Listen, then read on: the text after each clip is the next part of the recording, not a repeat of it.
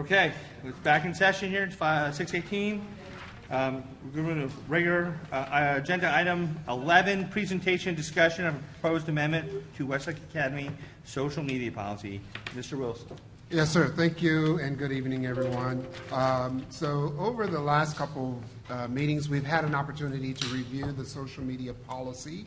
The policy initially did not exist, so one was created for the Academy.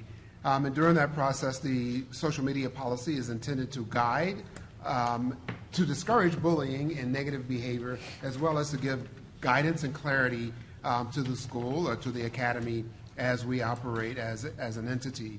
And the reason that this became to the forefront is that, one, again, it would give the administration an opportunity to understand the importance of the role of social media within the organization, and also have a front-facing policy, a front-facing document that all would be aware of, and also an opportunity for input on as we're moving forward. And then also a possibility of enhancing positive behaviors and social interactions, especially on social media platforms. So the policy that is in front of you, or the policy that is for review today and adoption, is one that we've seen on 2 meetings now. This is actually the 3rd iteration of it, and the only addition is in the last paragraph, paragraphs 4.27, 4.28, and 4.29. Those are the only additions, and it gives clarity in the areas of that social media is not something that is a right for anyone. It is a privilege granted through employment. That social media platforms are to be used for the purposes that actually are defined in the organization, and that individuals are to be principled, caring, and knowledgeable in the process. And thirdly, that the policy, or that in use of social media, we expect everyone to abide by good behavior in the process. So those were the only 3 items that were added to encourage folks to participate and perform social media responsibly while under the guise of work at Westlake Academy and the town of Westlake. Perfect. Any questions? There's no vote on this. It's informational.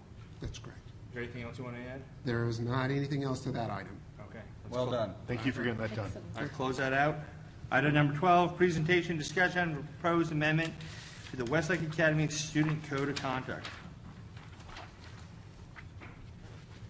All righty. So the Code of Conduct has been presented in this first iteration, and I call this draft 1 of 3.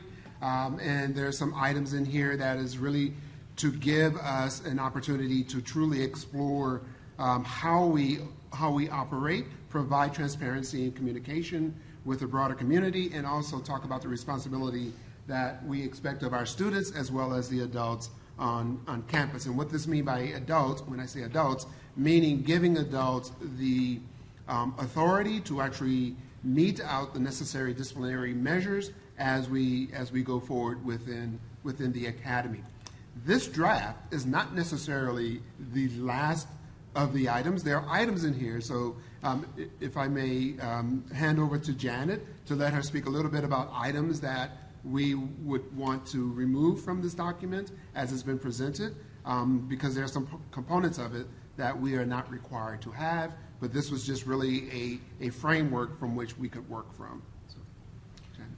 Sure. So just big picture, the administration was, like Mr. Wilson said, the administration was looking to approach the Code of Conduct from with a framework that provided a little more structure in terms of the processes that would be used for identifying conduct. Sorry. Okay. To have a better framework in this particular draft, very much resembles the type of code of conduct that you would see from an independent school district. And as a result of that, it incorporates some programs and discipline resources that we don't use in the charter school format. And so if some of that was confusing to you, if some of that was something that you had not seen before in the context of Westlake Academy, that would be the reason. And so Mr. Wilson and I have talked, and I'm going to go back through at this point and carve out some of those things. The biggest examples being you all as a charter school do not operate a disciplinary alternative education program campus. That's something that is required for independent school districts. You all don't currently have that, although you could choose to operate one. Mr. Wilson assures me that he has no interest in doing that. And with the population your size and with the issues that you deal with, it wouldn't be feasible. If we had a second campus like you proposed. Exactly. True. That could be your avenue. I would just want a flat campus. The other significant difference would be some of the provisions related to expulsions. For an independent school district, they expel for a certain period of time, and they have the opportunity to have a contract with a juvenile justice alternative education program where those students can continue to attend school during the term of their expulsion. You all don't have to do that because you never expel to the street. If you expel a student from Westlake Academy, they're expelled back to their home resident school district. And so because of that, it takes a lot of the pressure off of you in terms of what those expulsion procedures look like and what those plans look like for a student post-expulsion. So we're going to go through and clean some of that up, but it's still a great opportunity for you all to kind of get an idea about how this structure might look in terms of identification of conduct that could subject a student to discipline, what that progressive discipline will look like, and some procedural issues in terms of how administration will investigate and respond to conduct violations. Jenna, I noticed there's a lot of references to board policy in the Code of Conduct.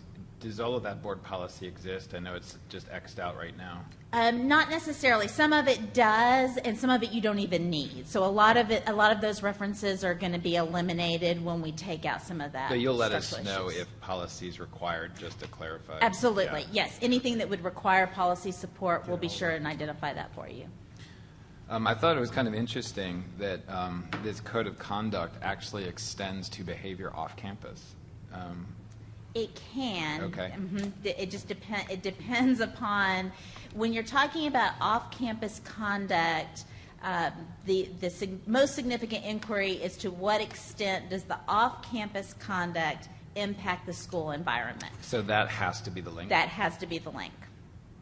There has to be. Is there a reputational concern? I'm thinking of recent examples where there was poor conduct by students off campus, and I'm not quite sure where that went, but is there a reputational concern? I mean, how closely linked does it have to be? Does that be disruptional to academic life? It does. Okay. It doesn't necessarily have to be broad disruption. It can be if there's a disruption to individual students, depending upon the type of conduct you're talking about. That may be enough in some circumstances, but typically you're looking for a pretty strong link between off-campus conduct and the operations and access to instruction on campus. Yeah, because I think one of the references here, it says, if a student engages in the following misconduct, regardless of whether the conduct occurred on or off campus, and then there's a criminal mischief of less than 2,500. I mean, it seems like a very generic catch-all, but you're saying even then it has to be linked back to? No, sorry. So if you're talking about the criminal provisions, Yeah. And I'd have to go back and double check to make sure they match up, but there are some provisions in state law that allow you to discipline for off-campus conduct if it's a certain type of criminal conduct. Does it have to be convicted? Is that what it is? It doesn't necessarily. It depends on the conduct in question. I go rob Barnes and Nobles in Southlake, right, and then makes the news. But I don't get charged with it per se. But it's well known that the event occurred. Would would the school be able to do something about that? If you make your own determination. So a lot of times when we're talking about the potential criminal conduct, the school can make its own determination So, like based on with its own investigation. Photographic evidence. Yeah, things so like if that. there's photographic evidence or something. Gotcha. And also keep in mind that, again, because this was based on a framework for an independent school district, independent school districts are limited in the types of disciplinary consequences they can impose for certain types of conduct. You have a lot more flexibility. Of course, we can't impose upon or impede a student's constitutional rights, but because you don't operate a disciplinary campus, then you can set up a situation where through your code of conduct, you're giving students notice that for these types of conduct, even though typically you would be sent to a DAEP at your home school district, because we don't have that set up, you're going to be subject to expulsion. So you can broaden the scope beyond what is in the education code of the types of conduct that could subject a student to expulsion, again, as long as we're not impeding on their constitutional rights. And for this code of conduct that we have, I didn't see in there, say I do something off campus, and then I'm a sports person, and I'm on a soccer team, say hypothetically. Can you be removed from soccer, suspended from soccer, or something of that nature for that bad behavior? Sure. I mean, if you've got that in your policy or in your code of conduct. So sometimes that shows up in the regular student code of conduct, and sometimes that shows up in your extracurricular code of conduct. Those are often separate. We have a separate athletic code of conduct, do we not, Mr. Wilson? I thought we did. And are we updating that too, to incorporate, connect to this one? So the idea is that once we conclude this section, that we will then update the athletic one to mirror this, or to give a little bit more power to the athletic department in terms of how it deals with negative behavior. Sure. And then I think another interesting section was just about complaints or appeals. And it mentions in here that, there is a formal complaint process, but again, it's an unspecified board policy to which it's referred. So I assume we'll close that loop and make it clear, because I think the more pressing issues, I assume want it so that, parents don't go directly to the board just because they're upset. It should go through a very formalized, process on campus. And there's maybe just a little ambiguity just because there's, Sure. And you currently do have a policy that identifies what types of offenses the decision is final at the campus level, or what types of consequences are final at the campus level versus the consequences that could be appealed to the board. And that's something that can be reviewed, but your current policy, and you're right, we don't have the policy references in here yet, but your current policy would limit those types of appeals that would come to the board to those situations where the student is facing expulsion, and anything less than expulsion stops with at the campus level. On the appeals to the board, does the board have to listen to an appeal? Do we merit? The Supreme Court goes out and says, "Well, this doesn't reach it. Go back to." Only for expulsions. Only for expulsion is the only type of 'Cause conduct they that can you're appeal required to us. allow an Yeah, appeal. I don't understand that. I'm saying No, but I'd say they can appeal beyond us. Correct. And that's why. That's exactly right. why. to TEA, is that what it is? To district court, TEA, district court. I mean, an expulsion, because it's a denial of the education, of the student's education, that's the only consequence that can be appealed beyond the school. And so because of that, you're required to hear it before it would And go so to how that does it level. work? Say someone's expelled, and they say, "I'm doing an appeal to the board." Are they expelled, or are they still in school? That it depends on how you have your policy set up, but the typical policy is this expulsion is effective as of the date the expulsion order is issued, and that's issued at the campus level. They can appeal, but they are not enrolled during that appeal process. Okay. And typically, how long is that process? Like, is it 6 months? Is it a year? For the appeal to the board? Yeah. It's in 3 days. Well, no, the 3 days is for a DAP, which you guys are not going to have. It's a decision to expel a student may be appealed to the board. Request for a board review of a decision.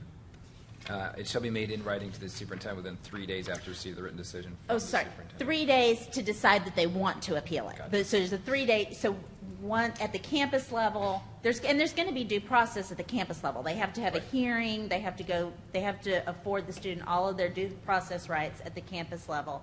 And then if the result of that due process is the issuance of an expulsion order, then the student has 3 days to decide whether they want to appeal it to the board, and then it would be placed on a board agenda. And so who picks is there an immediacy to it? So if someone kicks out on the 10th of September, they appeal to the board, do we say we need 90 days to assess the facts, or do I have to put it on the September 17th one? There's not a legal timeline in terms of how quickly it needs to come to the board. Typically, the sooner the better, because the student is expelled during that period of time, so they've already been expelled back to their home district. But keep in mind that if an expulsion order is appealed to the board, you're not allowed to do your own investigation. You're only reviewing the record from the campus level. And so that eliminates the need for a lot of additional time. I mean, you want time to review the record, but the record is, typically 10 to 30, 40 pages maybe. It's not a huge amount of documentation. And no new information can be No presented new anyway. information at the board level. How many expulsions have we had since you've been around? I I know have, of one. I would say the process has been initiated maybe 4 or 5 times. I can think of only 1, maybe 2 that actually resulted in an expulsion. A lot of times parents will pull the student out to avoid the expulsion order. And then it looks like if a parent feels like the process or proper procedures were not followed, then they could notify the board. Mm-hmm. But the board cannot overturn the disciplinary assignment anyway. Right. There's a distinction between filing a parent complaint over the failure to follow procedures versus appealing the decision. Okay. So there's no appeal of a decision other than for the case of expulsion. Correct. Right. And then, I'm sorry, but I'm that guy.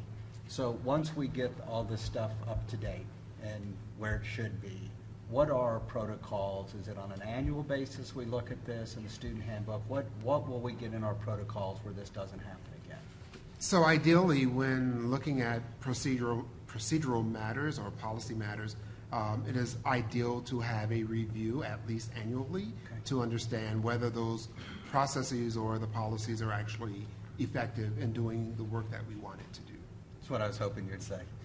Excellent. And I would add that even if it doesn't happen annually, at least every other year, you're going to be required to because of changes in the legislature. One of the other interesting sections was on the removal of a child from a classroom for disciplinary issues. So, it says here the student's behavior has been documented to repeatedly interfere with the teacher's ability to teach, et cetera, et cetera. And so, what's the overlap with the ability to remove a child and to have alternative arrangements versus the child just having, learning challenges which may precipitate some of that behavior? Obviously, there'd be protections in those cases, I assume. So how does that work? And that's actually one of the provisions that we talked about, because that, again, is a provision that's required for an independent school district that's not required for a charter school. And one of the reasons it's not required for charter schools is because very typically you don't have the resources to have a lot of other options for where to place a student. I mean, you don't have a whole lot of multiple sections of some classes. But that's something we have to just look at to see to what extent do you want to adopt something like that? But to your, so that one's not going to stay in as worded. Right, because I sure. mean, I guess my point was, some of these are not. We could probably clarify. I would have thought we'd want well-established policy because this is a very sensitive, issue. And if a child's ever removed for behavioral problems in the classroom, I mean, this is exactly what you'd want to be able to fall back on and say, yes, but this is our policy and we did follow it. Sure. And so, but is this kind of all part of the exercise you're going through? It is, but Okay. but to answer your question specifically about those types of circumstances, when you have disruptive behavior in the classroom, we also have to overlay your code of conduct and those policies with your child find obligations under the laws protecting students with Right. disabilities. Because if you have a student that's being disruptive in the classroom, is it because they just haven't learned how to behave in the classroom yet? Or is it a personality conflict with the teacher? Is it a conflict with another student that could easily be resolved by separating the students? You know, there's all types of circumstances that could result in disruption. And so, yes, all of these would be subject to and overlapped with the expectations that you're looking at the sources and the motivation for that conduct to see if there's some other law or policy that's being implicated. And once we update this, given their big chunks of things, like how do we give people prior notice? Like, do I just update in the handbook? Do I send an email to communicate? Do I have to do a presentation to the little kids and say, hey guys, this is the rules? You have to do what is it? A 30-day period, a 45-day period? Is there? So the legal answer is you just have to provide notice. How you do that is going to be up to the school administration. But there's not a comment period where we, you know, that Oh, no. we do it But at don't some the, levels. So it's effective. It's effective immediately. But how you ensure that you, especially when you're doing it mid-year like this, I would think you'd want to make some efforts to make sure that people understand that something new has been adopted. Right, so if we go to the next slide, it gives us a little bit, some parameters in terms of how we will go through this process. One, presenting the first draft as is to the council and also to the public. The second is getting input from stakeholders in this process, and then from there we have a second draft that will be presented again at council, and then after the second draft we will hopefully get a little bit more input and clarifying this, so narrowing in on what we really want, so that by the time we get to the third draft in December, we will say, like, this is that final third draft. For anyone who wants to have input, they will have had that opportunity, so that by January's meeting, we can say this is voted on, and as of a certain date, it will become operational for Westlake Academy.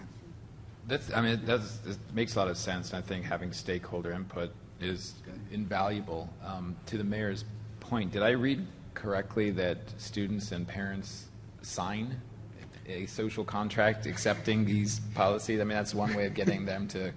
Well, I don't think it's called a Understand social contract at this point, but they do acknowledge receipt of these sorts of documents. Yes. Okay.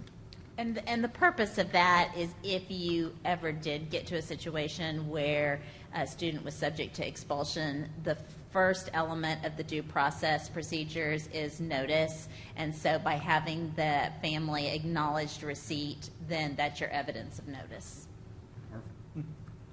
Good point. Any more questions on that? Thank you, Well done. Sean. Thank you. All right, let's move on to item number 13, consider approving Westlake Academy Resolution 22-23, adopting an amendment to the Westlake Academy's bullying policy. Yes.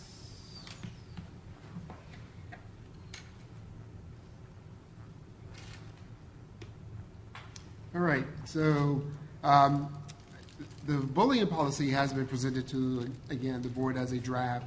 And what was added to the policy, I guess I'm just going to cut to the chase, is the fact that we included cyberbullying more specifically, and also referring to social media in a way of probably or possibly as a way of sort of inciting cyberbullying as well. So that was, in essence, the gist of the change to the policy that was already in place at the academy. Is it similar to the one that you had in New Orleans? It is very similar. Good. Yes. And you had success with that? Well, bullying. So I'm not trying we to have to clarify for a lot of folks what bullying is and what bullying is not. Okay. And many of our instances, it's not bullying. Okay. There are moments but things are not necessarily persistent and ongoing, and not necessarily disrupting the learning environment for the student. But there are instances where students are being harangued or harassed in the process, but it's not necessarily getting to that point of bullying. So we have to identify, and I think that's where the policy gets really clear in following the state law in terms of what is bullying, because the fact that someone called you out of your name once and they've never talked to you again in life is not bullying. If that was persistent and ongoing over a period of time, then we can probably get to that point, but not just in a single or multiple instances over years of time. Okay, but you're happy with this Yes. you used in the past? Yes. Okay. And a quick question on the persistent and ongoing, is that according to the records at the school? So if someone said 4 things to me in a row, and the 4th one I finally spoke up and said, Mr. Wilson, I got a problem. Does the clock start there, or do I go back to the 4 and say, retroactively, this is the... So I think it's about when the evidence is collected and at what point does the individual make the claim. So it's difficult to say, and Janet, you can correct me, but it's difficult to say, well, in 2018 you said X, and then again in 2020 you did Y, and then in 2022 you did Z. Well, I mean, those things may be persistent, but they're not necessarily consistent. And I would say, you're always going to be looking at the totality of the circumstances and making those decisions. And just because something doesn't meet the definition of bullying doesn't mean that it's not conduct that can and should be addressed in another way. It's just important to have this policy so that you can distinguish those things that are bullying, because our state law requires certain responses from the school if it does meet the definition of bullying.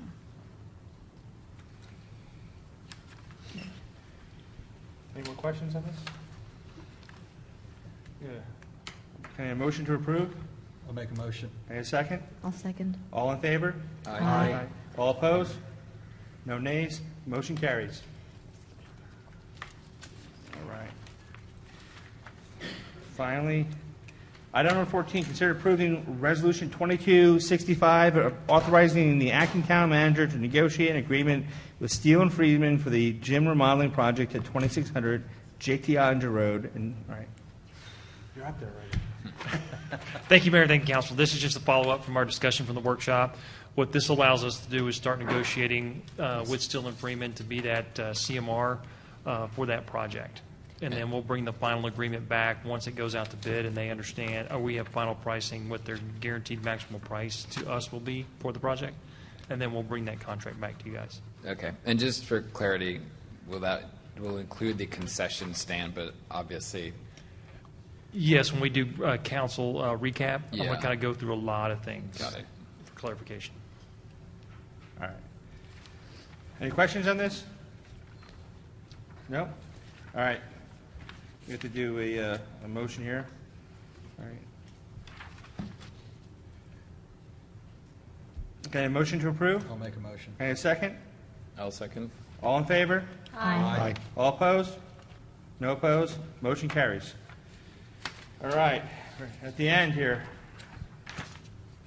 Item number 15, there's no action from executive session. Council recap. Troy, I will let you handle this one. I've got some numbers for what we compare those afterwards. Sure.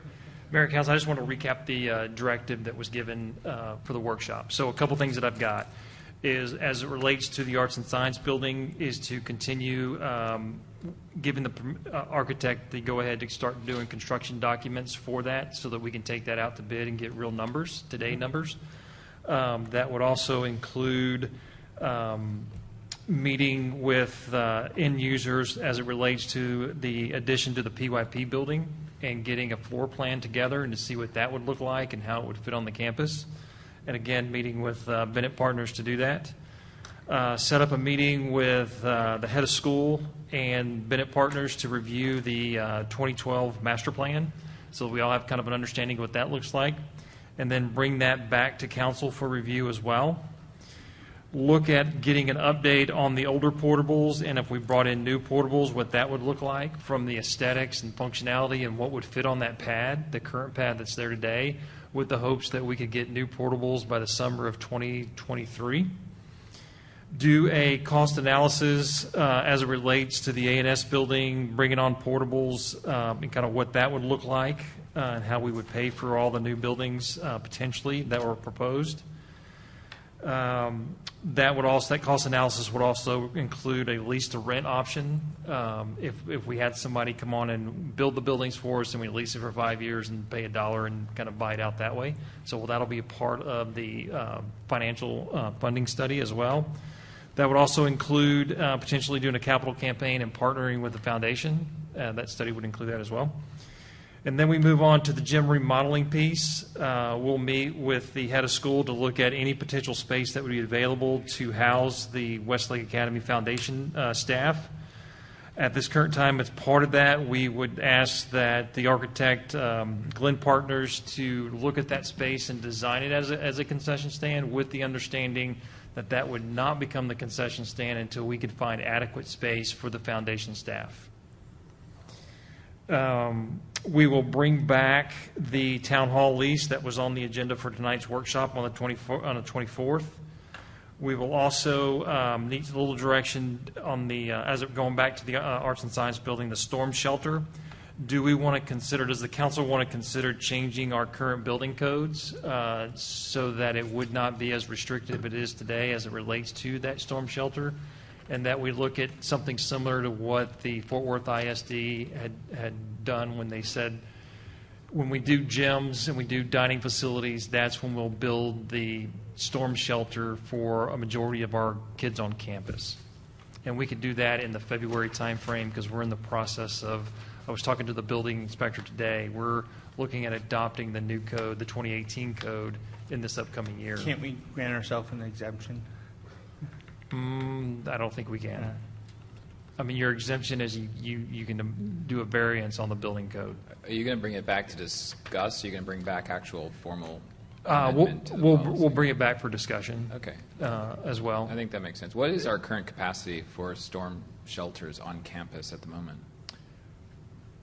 Where do we shelter in place today? Yeah, I mean, For- to so- this code level, do we have existing?